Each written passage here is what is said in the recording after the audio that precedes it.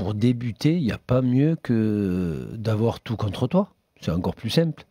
Parce que, et là, j'en parlais avec Ludovic en off, je vois souvent les gardiens de but, deuxième, troisième gardien, qui sous prétexte qu'ils ne jouent pas un match, sont sérieux à l'entraînement, mais se disent pourquoi ça ne sert à rien, alors que moi, je ferais mieux, moi, je serais bon.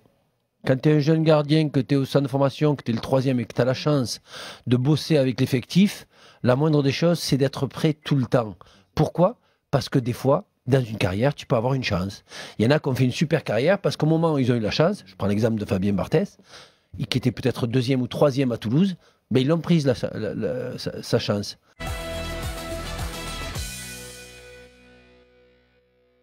Ça aurait été un autre entraîneur, peut-être que j'aurais eu un autre jugement, mais par rapport à la personne qu'est Thierry Henry, forcément, bah, j'ai du respect, je suis dans l'attente. Donc ce soir, il n'est pas aidé par les éléments.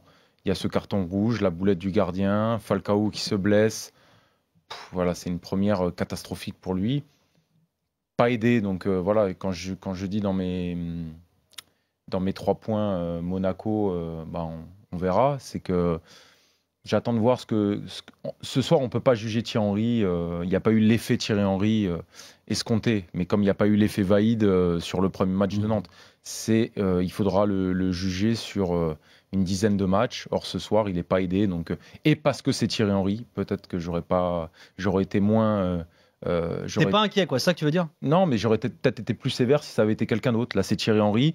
J'ai le respect du joueur, de la figure. Un bon joueur ne fait pas fatalement nécessairement un bon entraîneur. Ouais, mais ce soir, la différence, c'est que un peu par ça. Vaïd a entraîné. Il a entraîné plusieurs fois.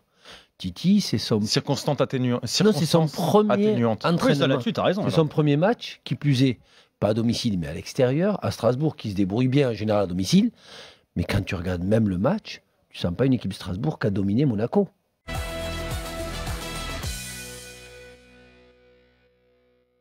On se focalise forcément sur les 3 autres en ce moment.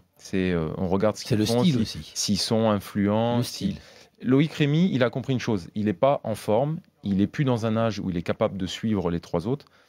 Regardez quand même le travail invisible de Loïc Rémy. À sa décharge, c'est vrai qu'on ne le voit pas énormément, mais il fait énormément de courses pour libérer des espaces aux 3 autres. Et je trouve que c'est plutôt intelligent de sa part, parce que dans une équipe où il aurait pu être le leader charismatique, voilà,